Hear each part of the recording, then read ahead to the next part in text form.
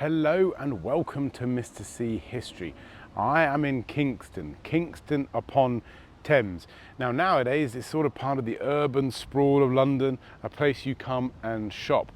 But this arguably has a claim to be the place where England began, where the first kings of England came to be.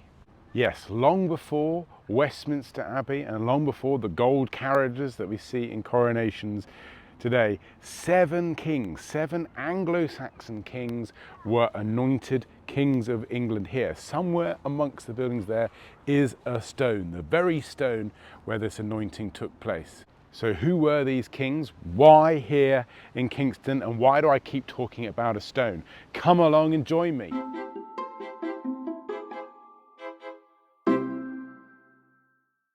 Behind me is the truly historic site of the Seven Kings car park in Kingston, and this is a great place to talk about those seven kings who were crowned, coronated here at Kingston.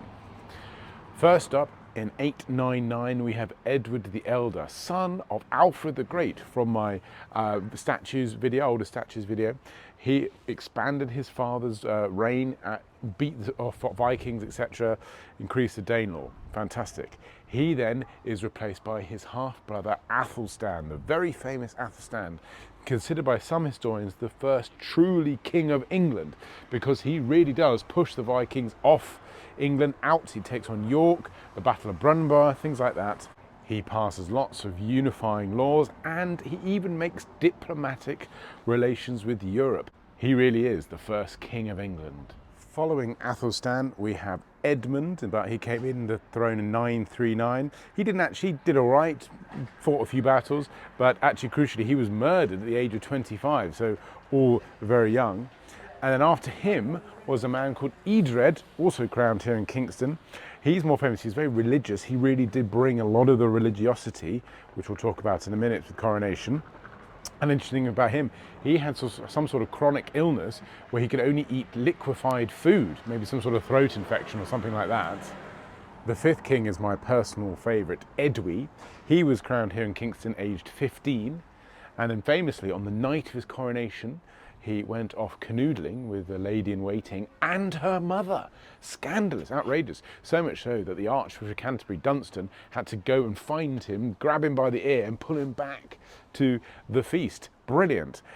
He then also actually only lives for another 3 years. He's murdered in battle. What a great life. Number 6 is known as Edgar the Peaceful, and he came to power in 959. There's a little bit of debate amongst historians that say he might have been coronated in Bath, but he's got sort of this canonical 7 here.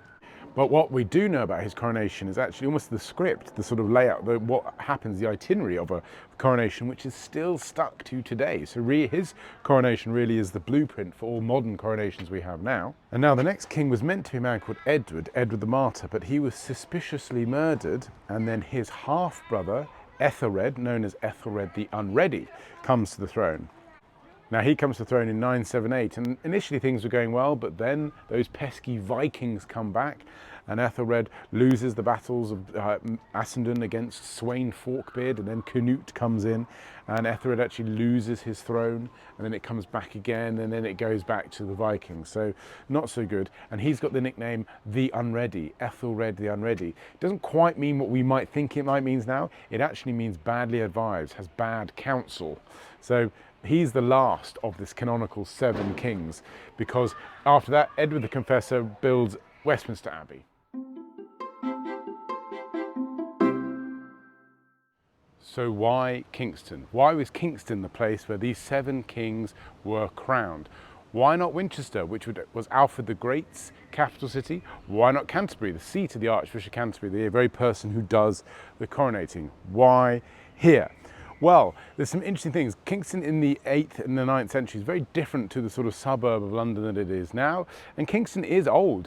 The Kingston Bridge is the second oldest crossing of the Thames after London Bridge. The Romans had crossings here, so it was an established place, and it's called the King's Town. It had that name before this coronation. The king owned this area, so there's a symbology here.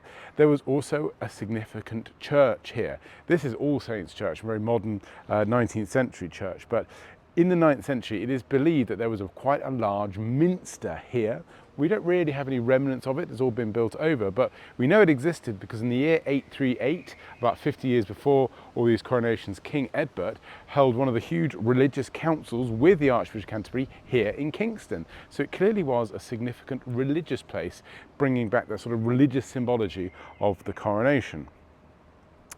Kingston is also very accessible with the River Thames, and you could easily get, lots of dignitaries could easily get here. But crucially, the main reason Kingston was chosen was because it was on the border between the Kingdom of Wessex and the Kingdom of Mercia. These two Anglo-Saxon kingdoms that Alfred the Great had fought long battles to unify. Kingston stood in the middle on the border. So it was seen as a unifying thing. If you now get these kings, new kings, crowned in the middle of these two kingdoms, they are now king of both of them, these new kings of England. This is why Kingston is seen, or these coronations are seen as the foundations of England, where this whole landmass starts to unify under one thing, the King of England. It started here in Kingston.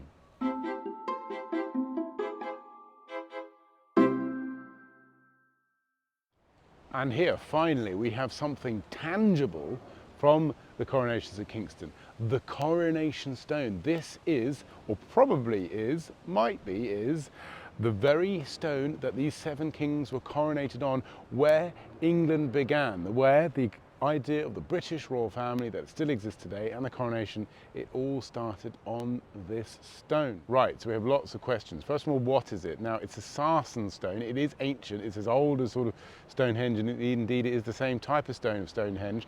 That's interesting because that's not locally found here at all. This is in the chalk and clay area of what is now London. This has come from a long way, so it is clearly something special and something significant. And what do we mean by the whole being coronated on a stone? What do we mean? Is that to be sat on? Are they kneeling on it? Whatever the case. We don't actually know. More on that in a little bit more. But, you know, coronations are a religious thing as much as they are a political thing. They are consecrated. These monarchs are consecrated. They are anointed with holy oils as the, you know, from God. From, you know, this is the belief that many people had, and so this possibly could have been used a bit like, sort of almost like in Hindu worships, the sort of oil gets covered and I don't know, something gets taken from it and maybe they are sat upon it, whatever the case. But the reason why we don't know is because, and this is where it gets a bit dodgy, some of this, is there's no actual mention of the stone in any of the Anglo-Saxon chronicles or the sort of contemporary writing of the time. The stone isn't actually mentioned until historians of the 18th century, the 1730 odd or something. So that's a bit of a gloss in its copybook there. Fine.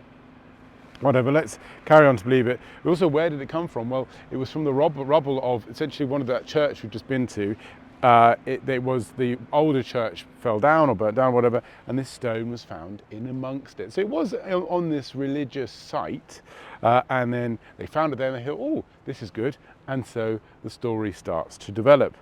And since 1935, it's been here outside Kingston Town Hall, and that's actually another thing. It's quite sad, but I mean, it's just, you know, by the buses, there's a sort of sewage outlet just over there, police station here, out in the elements, by the entrance to the car park. It's a little bit forgotten, I think, a bit. And on the sides of it, you've got all the names of those kings that I've mentioned here. So is this actually the stone that these kings were coronated on?